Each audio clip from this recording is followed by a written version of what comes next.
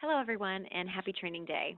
Today, we are going to talk about the personal protective equipment, also known as PPE. Today, the objective is to understand the requirements for a company PPE program, understand the basic requirements for PPE, and conducting a hazard analysis.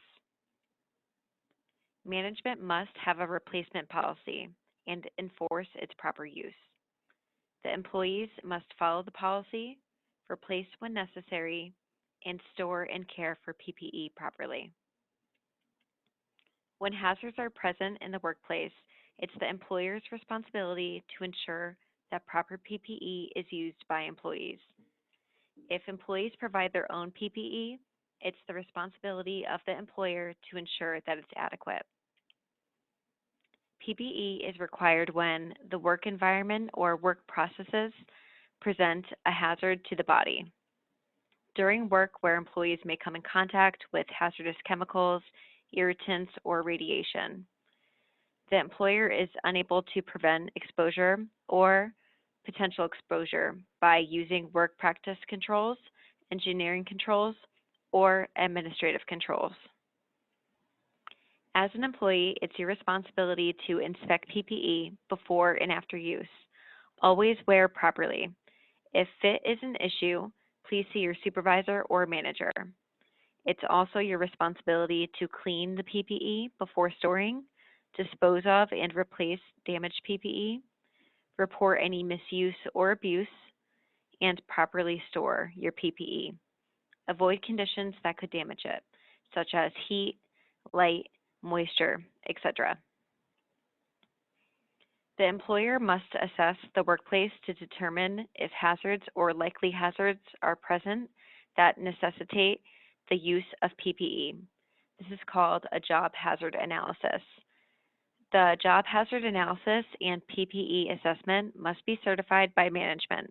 They must be completed for each job task. This is posted on the safety bulletin board in each location. Here are some examples of the job hazard analysis. So first, for example, ice blasting could cause injury to your hands and face. The proper PPE that's required is hearing protection, sleeves and gloves, and safety glasses. Another example is moving heavy objects. This could cause injury to your feet by dropping the object and could cause injury to your back if you aren't using the proper form to lift the heavy item.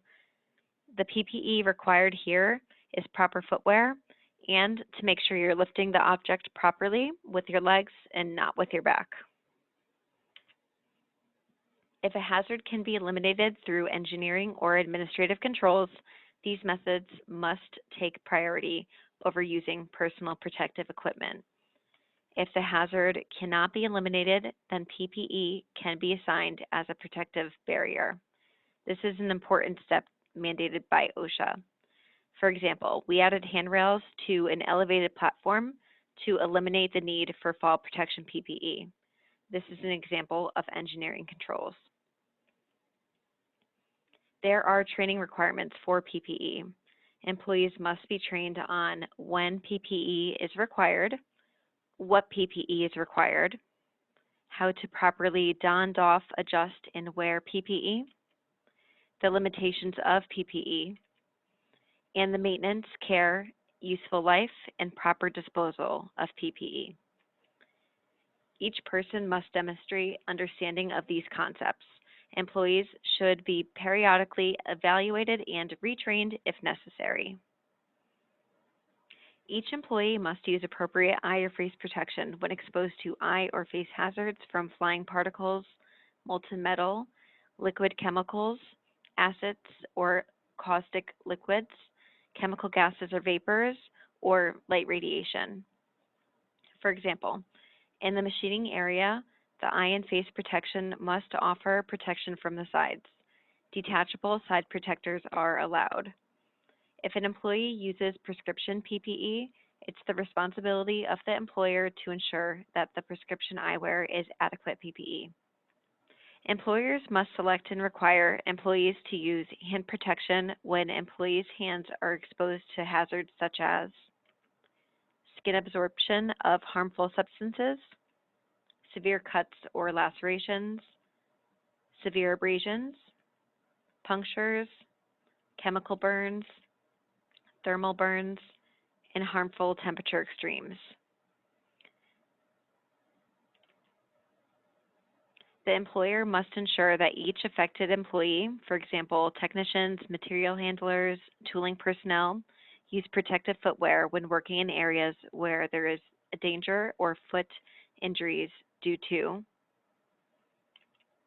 falling or rolling objects, objects piercing the sole, employees' feet are exposed to electrical hazards. Our company has drafted a personal protective equipment plan. This plan is available to all employees. This chart lists all the positions that require PPE and describes the potential hazard, the effects of the potential hazards, the related tasks, PPE and training required, and the program compliance. Remember that PPE is considered our last line of defense. Make sure you follow all PPE requirements. We should never have an accident due to lack of PPE use. And you're the expert. Request additional protective equipment if needed. This concludes the PPE and JHA training. Thank you and have an amazing holiday.